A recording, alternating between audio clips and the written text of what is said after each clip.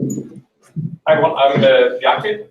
First of all, organizing this, I think it's an amazingly important event, and it's great that we have this. I think it would be very good for the ecosystem.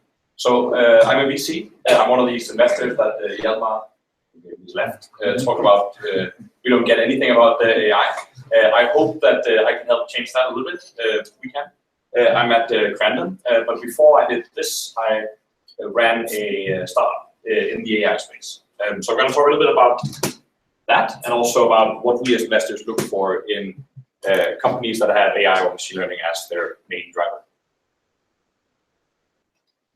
So first of all, a little bit of my story. I probably know way less about machine learning than the vast majority of you. So I'm an economist by training. I did some econometrics and finance at university, which is not very sophisticated compared to the stuff that you do now.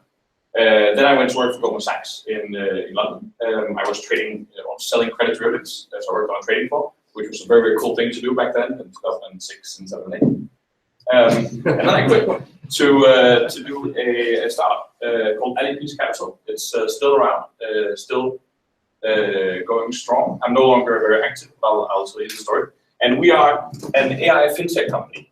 So these are pretty much the two coolest terms in like all the startup right now. And Hjalmar talked about that this is early in AI in terms of how far it can get, and that we here are early relative to what will happen. But we were crazy early. We were started in 2008. So even though we are an AI fintech company, we didn't use any of those terms. I mean, back then AI was something you had in sci-fi movies. Fintech did not exist. It was nothing. And so I'm Danish. We did it in Copenhagen. The Copenhagen ecosystem is probably 2, maybe 3 years behind the Stockholm one. So it's not like no one did startups back then, but it was definitely not as cool as it is now. And the idea back then was, if you do startups, you do something with the internet, like build a website, right? And we were doing this crazy thing that no one would believe we could at all do. And then about a year ago, I joined Creandum. We invest in tech startups. I'll talk more about that. And then I joined Creandum. So first, a few words about us as a firm. We're 13 years old. We have offices in Stockholm and in San Francisco. One of the things we think that, or we hope that we are good at, and we add value to entrepreneurs by, is that we can help them succeed in the US. And one of the, if you're building so it's not the same for all types of business, but if you're building a B2B software business, like a SaaS business, and you want to be a global leader, you need to succeed on the US market. It's the biggest market, and it's also the market where the competition is toughest. And so you need to make it over there. And it's very hard to do that with a team only in Europe.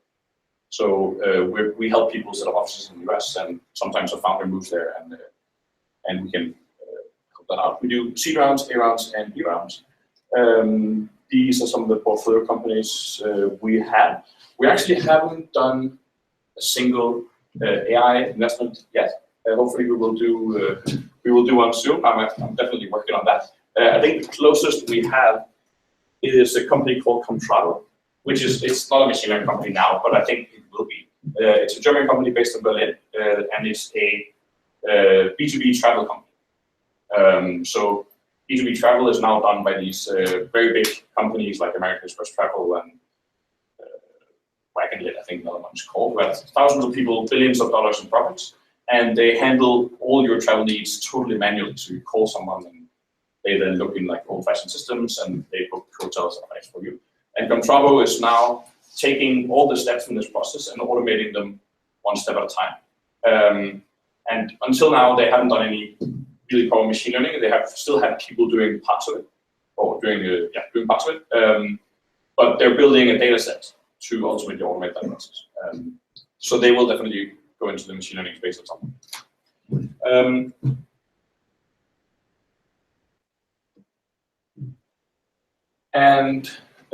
So this is a little bit of like the bullshit things, but still we add value as investors. We know a ton of people, and that is actually valuable. So we can introduce, like if we back a company, we introduce them to the key people they need to meet to become big and successful. We help with the recruiting. Again, it's something where a lot of founders, especially if they're fairly young, maybe haven't recruited senior people who are doing something else than what you're doing. Say, if you're a technical founder and you need to hire a senior salesperson, you may not know what's required, which is fine, and we can then help out. We obviously help with strategy, but I think out of the four here, that's probably the least important one. Not because strategy is not important, it's very important, but because the people that we back are generally so smart and knowledgeable about the business that we can act as sort of a sounding board and ask questions and so on, but it's very rare that we come up with some brilliant insight that the founder has already come up with. It's very, I mean, if you're very smart, then if you do the same thing for 60, 70 hours a week, and we do it for maybe 4 or 5 hours a week, then we're unlikely to come up with stuff like that. And then, of course, we help with fundraising. So we know all the big investors, both in the US and Europe. And if we back you in the seed round, we will help you in the A round. So on like how we think of machine learning from an investor perspective.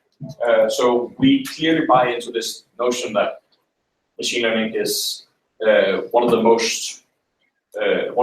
key technologies in the world that has the biggest potential right now. I think it's going to transform a massive amount of industries. It's already doing it, but it's going to transform even more.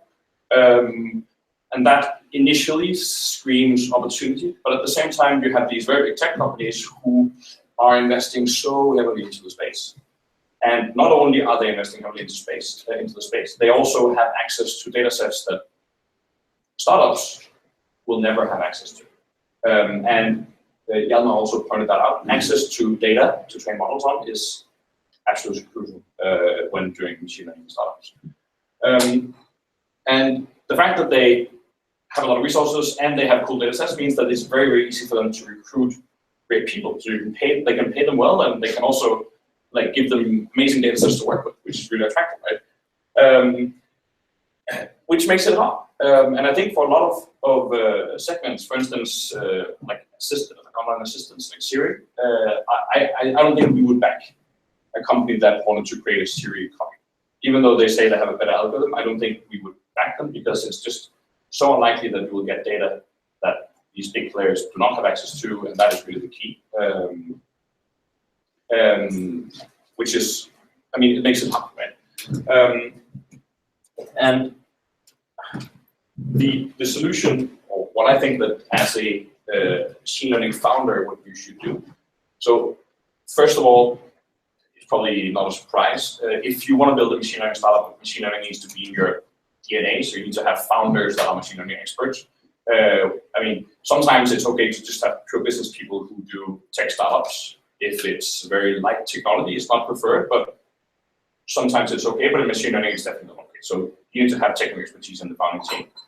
You also, or actually sometimes it's actually really good to have someone on the team that's not very technical and is capable of doing all the other stuff that's also important, like knocking in doors and doing sales, which is a key skill, right? I think the most important thing to think about is that you should focus insanely narrow. Don't try to build some generic tool that can do a ton of different stuff. Focus on something very, very well defined, on solving an actual problem that is very important for someone. That's probably the most key thing. So focus on solving an actual problem that's very important for someone that is so narrowly defined that you can solve it better than anyone else.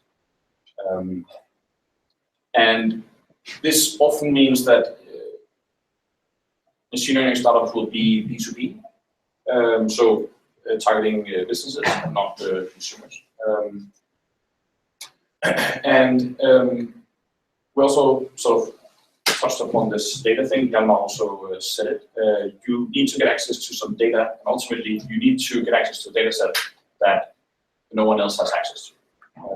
And the best way is to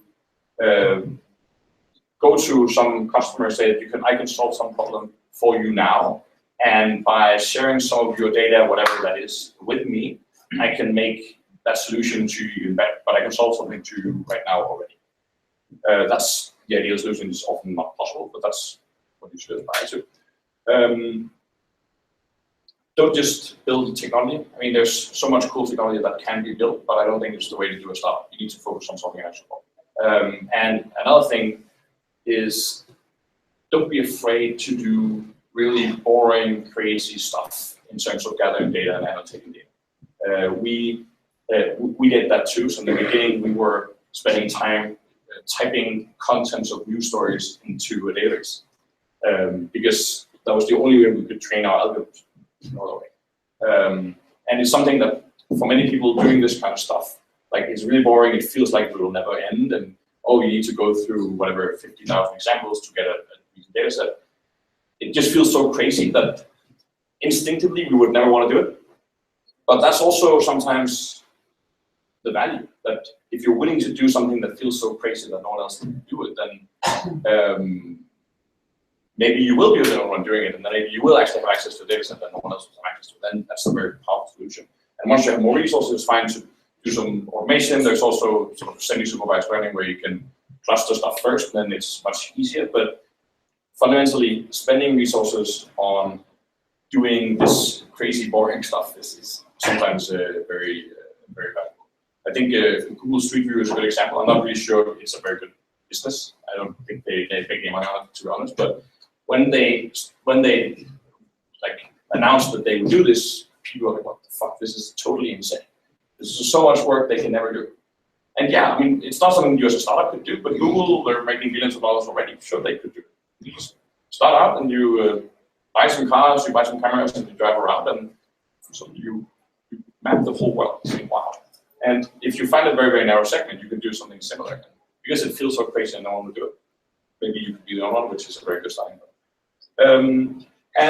I think my final piece of advice in terms of machine learning startups is that sometimes you can almost be fooled into thinking that you have product market fit. So in startups, product market fit is the key thing. And it's sort of you can read, I think Mark Grayson has written a great blog post about it. It's the only thing that matters. It's when you have a product that actually is really valuable to someone, and once you have that, you can start scaling, you can start hiring salespeople, put money to marketing and so on. Before you have it, you need to continue and iterate and figure out how to get it. And in terms of, well, in the machine learning space, if you have really cool technology and you're a very strong technologist, you can probably get meetings with people who feel very senior, who will actually give you money. And then you may think, oh, now we have product market fit. We have this great thing that we're selling to them and they're paying us. It's great. But sometimes these big companies, because the sums are so small for them, they do this just to learn. They just, I mean, it can make sense for them to pay maybe $50,000 to get to meet some cool machine learning people and see a little bit of what they do, even though the product is completely useless for them. And that is a trap. And it makes it important to validate that you're actually solving the problem. This means it also obviously depends on what your product is, but if it's some tool that their employees should log into and use, track whether these employees actually do it. And not just say, okay, now we sold it, we have a one-year contract, they clearly it's good.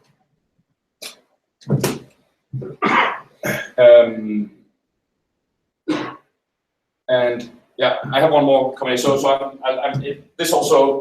thought about, okay, as an investor, what would I look for in a machine learning startup? And that made me thought about my old company and what's good and what's bad. So I think the two things that we did right was, one, we combined expert knowledge in a field that is not machine learning with expert knowledge in machine learning. And the edges of those two fields made us create new stuff that actually worked.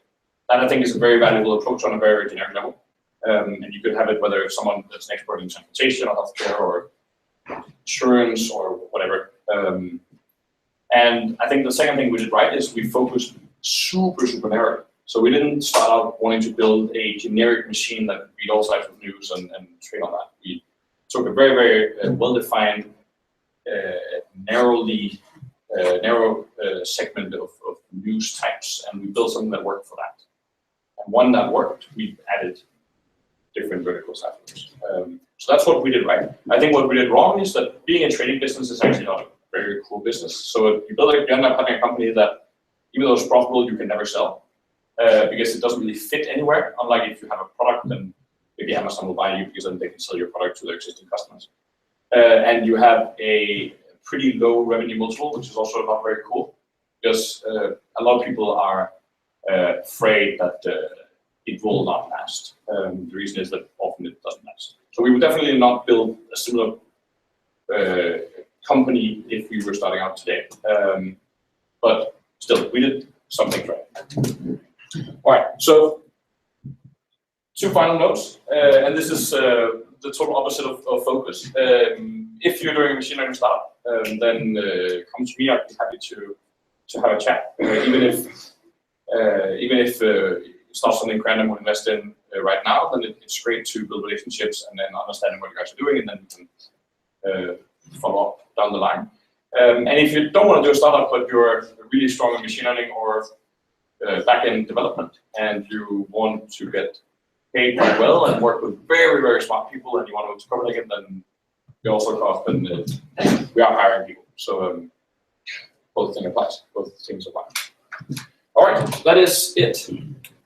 Thanks very much.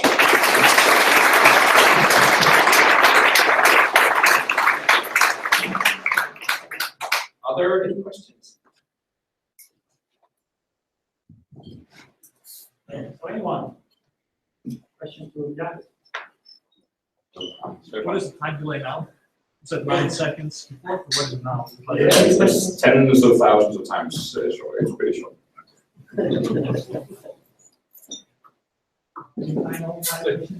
You said that you didn't take in any more funding, but now the current, how much you were trading each year was much higher. So if that's just your growth? No, so we can trade the same amount over and over again. Okay. So we hang on to positions very, very short period of time. So how big is the current capital that you're in? No comments.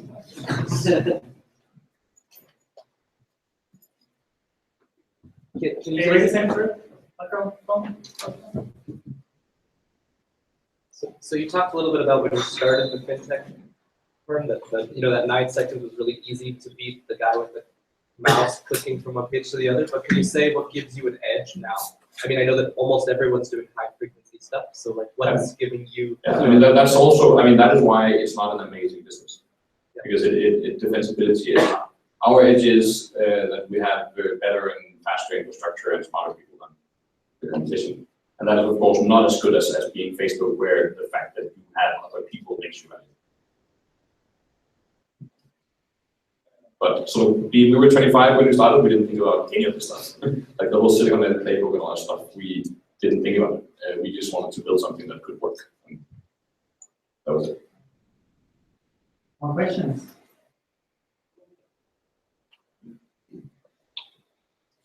Okay, cool. Let me still, thanks, Bjarke. Let me still Thank you.